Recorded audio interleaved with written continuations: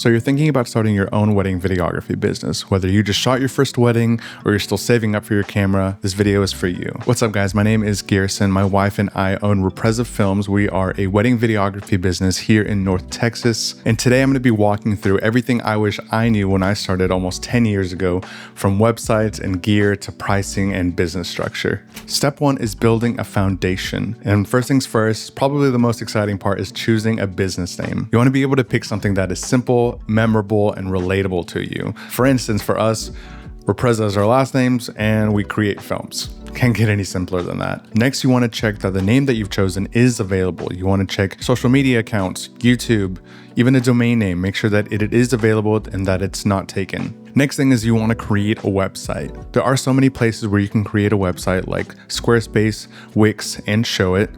I know a cool little trick is actually Canva has free websites if you have the Canva premium plan. Essentially, you just need a place where couples can go learn more about you, see your work, see the services you offer, and just contact you directly. Next is setting up your social media. I definitely recommend focusing on Instagram and YouTube to start. Be consistent across all social media platforms, such as profile photos, bios, branding like colors, fonts, photos. This is going to create the consistency that's going to be very easy for couples to follow. Step two is making it legal. I know my wife is the real pro on this topic. I just know the surface level on this. So I definitely advise you to go do your own research on this topic. But I know there's two ways to starting out your business, either DBA or LLC. DBA is doing business as, and LLC is limited liability company. I know DBA is the quicker and cheaper option to get started as quick as possible. It's good for sole proprietors, as if you're just one person in the business, but it doesn't offer as much legal protection between you and your business. LLC, on the other hand, separates your personal and business finances. It protects your personal assets, and it just looks better for clients. But again, I definitely advise you to do your own research because I know every state is different. It's going to have different pricing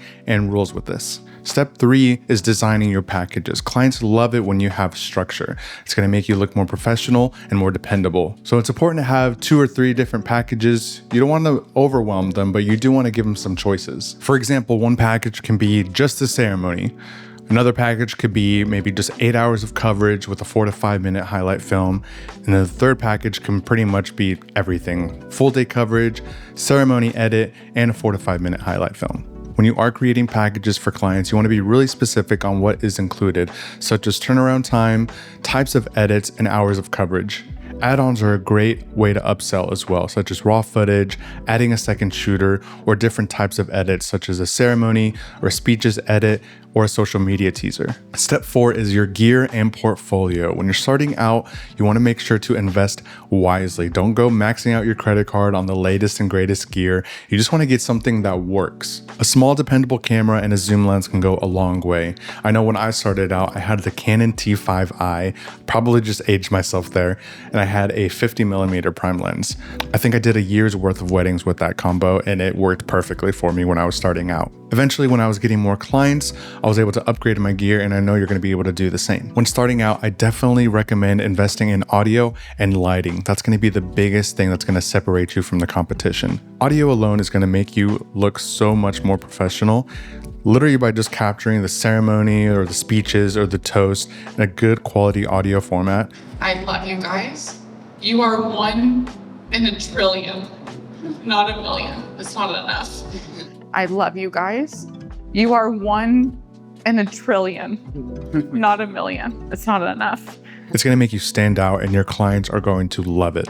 Build your portfolio, shoot any kind of wedding that you can possibly get, whether it's for friends or for family.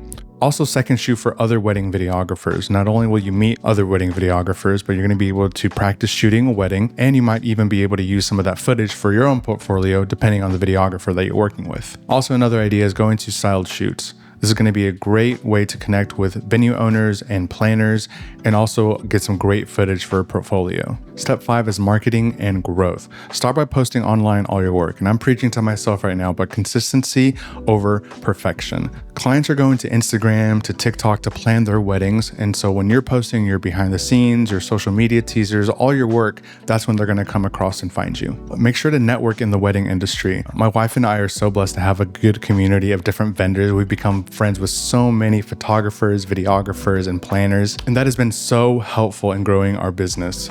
Attending different wedding shows and expos is going to be a great way to meet different clients.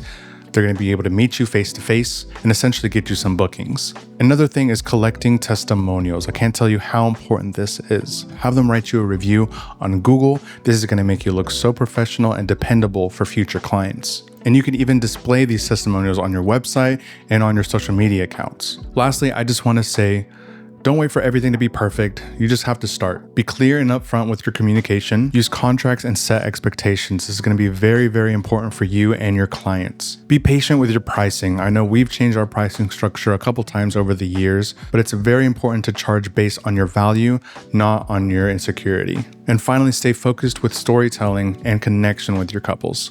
Starting a wedding videography business changed my life, and I know I can probably do the same for you. If this helped, give it a like, subscribe to Repreza Films for more tips, behind the scenes videos, and real talk about growing a creative business. Thank you for sticking around to the end. I've actually dropped a free gear checklist that you can download below. This has definitely helped me stay organized, keep on track, make sure I don't forget anything when I'm going to a wedding, and hopefully it can help you as well. So make sure to download that. You can customize it to your needs, to your gear. Drop a comment with your biggest questions. I'll make sure to answer it in the next video. Thank you guys again for watching. See you guys next time.